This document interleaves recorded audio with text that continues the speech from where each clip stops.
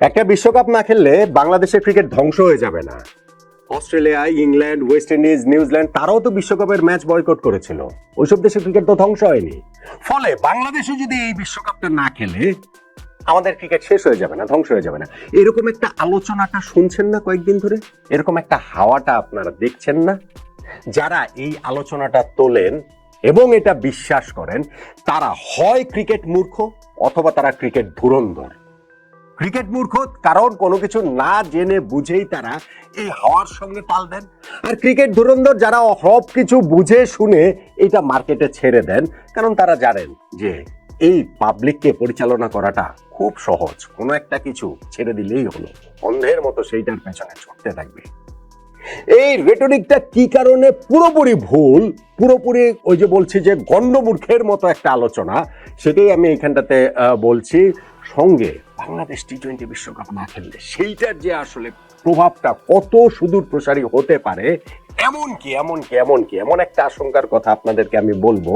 সেটা বলে রাখছি শুধু এই কারণেই যে ভবিষ্যতে যেন নিজের বিবেকের কাছে দায়মুক্ত থাকতে পারি, যে ওইরকম বিষয়টাও কিন্তু আমি ওয়ার্ন করেছিলাম।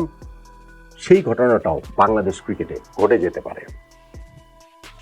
দেখুন, প্রথম কথা, প্রথমে বাংলাদেশ বিশ্বকাপ খেলছে 1999 সাল থেকে। 1997 সালে আমরা বিশ্বকাপে খেলার যে যোগ্যতা অর্জন করেছি আইসিসি ট্রফি জয়ের মাধ্যমে, সাথে সাথেই বাংলাদেশের পুরো ক্রিকেট মানচিত্র, স্পোর্টিং যে মানচিত্র ম্যাপটা আছে সেটি পুরোপুরি পাল্টে যায়। আমাদের জনপ্রিয়তম খেলা ফুটবল থেকে সেটা ক্রিকেটে কনভার্ট হয়ে যায়।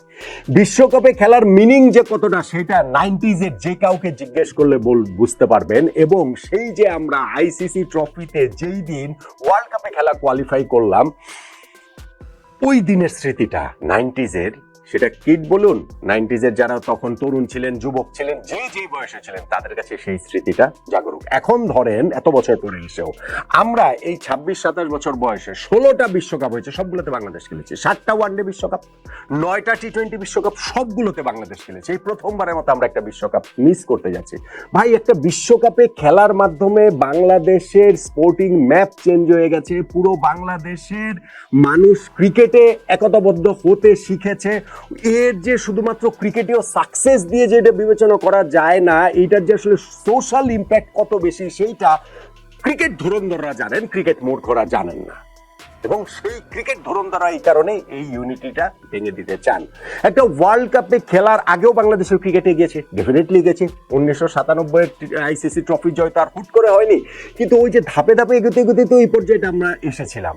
তারপরে বিশ্বকাপে খেলার পরে আমরা যে বলছি 16টা ওয়ার্ল্ড কাপ আমরা খেললাম, এখন আবার আমরা 99 থেকে শুরু করব। আবার আমরা ওয়ার্ল্ড কাপে না খেলা থেকে ওই জায়গা থেকে আমরা শুরু করবো, এটা কি হয়? আচ্ছা, এইবার আসেন ওই আলোচনাটাতে যে অন্যান্য দেশও তো ক্রিকেট ওয়ার্ল্ড কাপে ম্যাচ বয়কট করেছিল।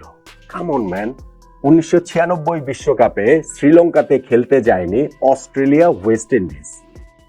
2003 বিশ্বকাপে জিম্বাবুয়েতে খেলতে যায়নি ইংল্যান্ড। ওই 2003 বিশ্বকাপে কেনিয়াতে খেলতে যায়নি নিউজিল্যান্ড। এইবার আমাকে বলুন, 2026 সালে বাংলাদেশ খেলতে যাচ্ছে না ভারতে। 1996 সালে শ্রীলঙ্কা ক্রিকেট বিশ্বের কোন পাওয়ার, সেই শ্রীলঙ্কার সঙ্গে পাঙ্গা নেওয়াতে অস্ট্রেলিয়া, ওয়েস্ট ইন্ডিজের কি হবে? কিছু হওয়ার কি ছিল? কিছু হওয়ার আশঙ্কা কি ছিল? 2003 সালে জিম্বাবুয়েতে খেলতে যায়নি ইংল্যান্ড। কোথায় জিম্বাবুয়ে, কোথায় ইংল্যান্ড? কেনিয়াতে খেলতে যায়নি নিউজিল্যান্ড। কোথায় কেনিয়া, কোথায় নিউজিল্যান্ড? ওই জিম্বাবুয়ে, কেনিয়া কি ওয়ার্ল্ড ক্রিকেট ডমিনেট করতো? ওয়ার্ল্ড ক্রিকেটে কি তাদের সে ছিল? তারা কি ওয়ার্ল্ড ক্রিকেট রেভিনিউর মোর দেন 80% জেনারেট করত? তারা কি আইসিসি থেকে শুরু করে সব জায়গাতে তাদের ভয়েসটাই কি সবচেয়ে বেশি স্ট্রং ছিল? কোনোটাই ছিল না। 2026 সালে এসে যেটা আমরা করছি, বাংলাদেশ করছি, ভারতের বিপক্ষে গিয়ে যেটা আমরা করছি, ভারত যেই কাজটা করেছে সেটা অন্যায়। মুস্তাফিজুর রহমানকে যেভাবে বাদ দিয়েছে সেটা অন্যায্য। এটা বাংলাদেশের আত্মসম্মানে আঘাত করার মতো। কিন্তু সেইটার রিয়াকশনের চূড়ান্ত পর্যায়ে গিয়ে আমরা ওয়ার্ল্ড কাপ খেলবই না, ভারতকে আমরা দেখিয়ে দিব। ভারতকে দেখিয়ে দেওয়ার মাত্রাটাকে আমরা টের পাইনি যখন আইসিসির ভোটাভুটিতে 14টা ভোট আমাদের বিপক্ষে পড়েছে, আমাদের পক্ষে শুধুমাত্র পাকিস্তানের ভোট পড়েছে। আমরা বুঝতে পারছি না যে ওয়ার্ল্ড ক্রিকেটে আমরা কোন জায়গাতে রয়েছি। ফলে 1996 সালে অস্ট্রেলিয়া ওয়েস্ট ইন্ডিজ যে শ্রীলঙ্কাতে যায় নাই, বা 2003 সালে ইংল্যান্ড যে জিম্বাবুয়েতে যায় নাই, নিউজিল্যান্ড যে কেনিয়াতে যায় নাই, যেই সব দেশে খেলতে যায় নাই সিকিউরিটি ইস্যুতে, ওই দেশগুলার ক্রিকেটীয় পাওয়ার আর এখন এই 2026 সালে ভারতের ক্রিকেটীয় পাওয়ার, যেখানে আমরা খেলতে যাচ্ছি না, এই দুইটা মেলালে তো হবে না। এই দুইটা কোনোভাবেই মেলে না। আর আরো একটা জিনিস মনে রাখতে হবে, যেই সময়ের কথাগুলো আমরা বলছি, ওইখানটাতে একটা করে ম্যাচ শুধুমাত্র তারা বর্জন করেছিল। ওই দেশে একটাই ম্যাচ তাদের স্কেডিউলে ছিল। বাংলাদেশ তো পুরো ওয়ার্ল্ড কাপটাই বয়কট করছে বা বর্জন করছে, বা আমরা খেলছি না, ভারতে কোনো ম্যাচই আমরা খেলছি না। তো ওগুলোর সঙ্গে কি এগুলাকে মেলানো যায়? দেখেন, বিশ্বকাপে বাংলাদেশ যদি না খেলে তাহলে আইসিসির কাছ থেকে আমরা অ্যাপিয়ারেন্স ফি পাবো না। ঠিক আছে, আমরা পেলাম না, কত টাকা ধরেন 8-10 কোটি টাকা, আপনার মনে হতে পারে দূর 1500 কোটি টাকার ক্রিকেট বোর্ড 10 কোটি টাকা না পেলেই বা কি যায় আসে। কিন্তু এটার ইম্প্যাক্ট শুধুমাত্র এইখানটাতে তো আটকে থাকবে না। আমি আবারও বলছি, যখন আপনি ভারতের সাথে এরকম একটা জায়গায় চলে যাবেন, তখন অন্যান্য দেশ বাংলাদেশকে সফর করবে। আপনি মিলিয়ে নেন না, এই তো মাস 6 সময়ই রয়েছে। বাংলাদেশ যদি ভারতের সাথে ক্রিকেটীয় পর্যায়ে ফাইনালে যদি ওয়ার্ল্ড কাপ খেলতে না যায় এবং ক্রিকেট কূটনীতির এই জায়গাটা যদি ঠিক না করতে পারে, আগামী এই কয়েক মাসের মধ্যে অস্ট্রেলিয়া নিউজিল্যান্ড দুইটা দলের বাংলাদেশে আসার কথা, আপনি দেখেন তো তারা আসে কিনা। বাংলাদেশকে যদি ক্রিকেট ওয়ার্ল্ডে এক ঘরে করে দিতে চায় ভারত, সেটা কি তারা করে দিতে পারে না? এইভাবে পারে না। আর টাকা পয়সা, এই যে বিশাল ক্রিকেট যোগ্য বাংলাদেশ ক্রিকেট বোর্ড চালায়, সেই জন্য টাকা পয়সা লাগে না? এবং সেই টাকা পয়সার একটা বিশাল অঙ্ক আইসিসি থেকে আসে, আইসিসি ডেভেলপমেন্ট ফান্ড থেকে আসে রে ভাই। সেই জায়গাটাতে যদি বন্ধ করে দেওয়া হয়, ভারত তাদের কুটচাল চেলেই যদি সেটা বন্ধ করে দেয়, কারণ বাংলাদেশ তো ভারতের বিপক্ষে ক্রিকেটীয় ওয়ার্ল্ডে যুদ্ধ ঘোষণা করেছে, ফলে সেইটাতে ভারত হচ্ছে গিয়ে তাদের ক্রিকেট কূটনীতি দিয়ে, ক্রিকেট কুটচাল দিয়ে আইসিসি ডেভেলপমেন্ট ফান্ড বন্ধ করে দিল। বাংলাদেশ ক্রিকেট শেষ হয়ে যাবে, বাংলাদেশের ক্রিকেট ধ্বংস হয়ে যাবে, বড় বড় কথা থাকবে না। এবং আপনারা বড় বড় কথা বলছেন যেন বাংলাদেশের ক্রিকেট ধ্বংস হওয়ার পথে আরো এগিয়ে যায়। সেই কারণে একটা ওয়ার্ল্ড কাপ না খেলা মানে এইটার সঙ্গে অনেক কিছু জড়িত। দেশের ক্রিকেটের ইমেজের বিষয় রয়েছে, ব্র্যান্ড ভ্যালুর বিষয় রয়েছে। ওয়ার্ল্ড কাপে না খেললে সবকিছু তলানিতে এসে ঠেকবে, স্পন্সরদের এখানে আগ্রহ চলে যাবে, মানি জেনারেট হবে না। ক্রিকেটের এই টোটাল ইকোসিস্টেমে যারা যেই জায়গাটাতে রয়েছেন, শুধুমাত্র ক্রিকেটার না, শুধুমাত্র আপনি ধরেন হচ্ছে কি এখানে ক্রিকেটার, কর্মকর্তা, আপনি আম্পায়ার, স্কোরার, মাঠ কর্মী, কত রকম যত স্টেক হোল্ডার রয়েছেন, তাদের প্রত্যেকেই আসলে এই জায়গাটাতে প্রবলভাবে ক্ষতিগ্রস্ত হবেন। এবং সেই ক্ষতির মাত্রাটা এত প্রবল পর্যায়ে চলে যেতে পারে যে সত্যি সত্যি দেশের ক্রিকেট ধ্বংসের জায়গায় চলে যেতে পারে।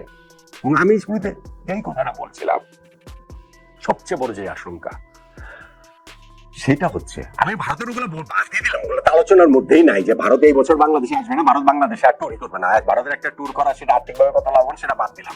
এশিয়া কাপ আগামী বছর হওয়ার কথা, বাংলাদেশে ভারত আসবে না, হবে না। 2031-এ one day world cup Bangladesh Bharat যৌথভাবে আয়োজন করার কথা, হবে না। এগুলি তো বাদই দিলাম। ভারতের সাথে একটা দ্বিপাক্ষিক যেসব বিষয় রয়েছে ওটা টোটালি বাদ দিলাম। দ্বিস্তর বিশিষ্ট টেস্ট হয়ে যাবে ভাই, বাংলাদেশকে সেকেন্ড স্তরে নামিয়ে দেওয়া হবে ভাই।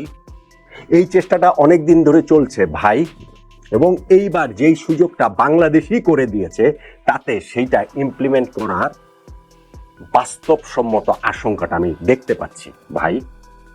দ্বিস্তর বিশিষ্ট যদি হয়, বাংলাদেশকে যদি দ্বিস্তর বিশিষ্ট হলে আমরা কোন স্তরে থাকবো সেটা তো আর বলার অপেক্ষা রাখে না। আমরা কি প্রথম স্তরে থাকবো না দ্বিতীয় স্তরে থাকবো? তখন বাংলাদেশের ক্রিকেটকে সত্যি সত্যি আবার সেই বিশ্বকাপ পূর্ববর্তী 99 সালের বিশ্বকাপ পূর্ববর্তী সময়, অথবা ধরেন আমাদের টেস্ট ক্রিকেট শুরু সে হাঁটি হাঁটি পাপার সময়, যে আমাদেরকে সেই কেনিয়ার সঙ্গে, সেই ধরেন হচ্ছে গিয়ে স্কটল্যান্ড, জিম্বাবুয়েও মনে হয় তখন আমাদের সঙ্গে খেলবে না, তারা তো আমাদের পক্ষে ভোটই দেয়নি। ফলে আমাদেরকে সেই কেনিয়া, উগান্ডা, নামিবিয়া, এইসব দেশের সঙ্গে ক্রিকেট আসলে খেলতে হবে। ফলে একটা বিশ্বকাপ না খেললে বাংলাদেশের ক্রিকেট ধ্বংস হয়ে যাবে না, এই কথাটা যারা মার্কেটে ছেড়েছেন, বাংলাদেশের ক্রিকেটটা তারা আসলে ধ্বংসই করতে চান। তারা চান যে ওই ধ্বংসটা যেন ত্বরান্বিত হয়, এবং ওই যে অস্ট্রেলিয়া, ওয়েস্ট ইন্ডিজ, ইংল্যান্ড, নিউজিল্যান্ডের ওয়ার্ল্ড কাপের ম্যাচ না খেলার প্রসঙ্গটা যারা টানেন, তারাও আসলে পুরো ঘটনাটা হয় জানেন না, অথবা জানলেও তারা ভুল পথে মানুষকে পরিচালিত করতে চান। ওই ঘটনার সঙ্গে এই ঘটনা মিলবে না, কোনোভাবেই মিলবে না। স্পেশালি যখন এখন এই জায়গাটাতে ভারত, যারা ওয়ার্ল্ড ক্রিকেটটা ডোমিনেট করছে, তাদের সঙ্গে বাংলাদেশের এরকম একটা সম্পর্কের জায়গায় চলে গেল। কিন্তু এত কিছু সত্ত্বেও আমি চাই আমি জানি না যে আসলে আমাদের হাতে আর কতটুকু সময় রয়েছে। আমি জাস্ট এই ভিডিওটা করেই এখন হচ্ছে গিয়ে ওই যুব ক্রীড়া মন্ত্রণালয় উপদেষ্টা ডক্টর আসিফ নজরুলের সঙ্গে যে আমাদের ক্রিকেটারদের মিটিং হবে সেই জায়গাটাতে চলে যাব। হয়তো আমাদের হাতে সময় খুব একটা নাই, কিন্তু আমি তারপরেও চাই যে শুভবোধের উদয় হোক, বাংলাদেশ টি-20 বিশ্বকাপটা খেলুক। সেটা যদি না খেলে সত্যি সত্যি বাংলাদেশের ক্রিকেটটা ধ্বংস হয়ে যাবে। সেইটা এই ক্রিকেট মূর্খ অথবা ক্রিকেট ধুরন্ধররা যাই বলুন না কেন।